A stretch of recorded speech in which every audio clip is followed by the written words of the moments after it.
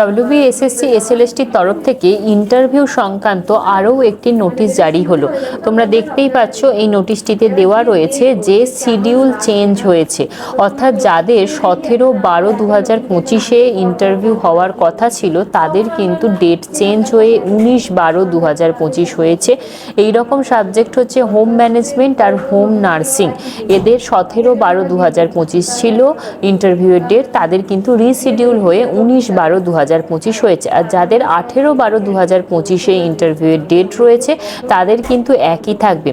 অন্যদিকে ইভিএসের ক্ষেত্রে শুধুমাত্র 19/12/2025 তারিখেই ইন্টারভিউ হওয়ার কথা ছিল, সেটা কিন্তু 19/12/2025 এবং 20/12/2025 দুই দিনই হতে চলেছে।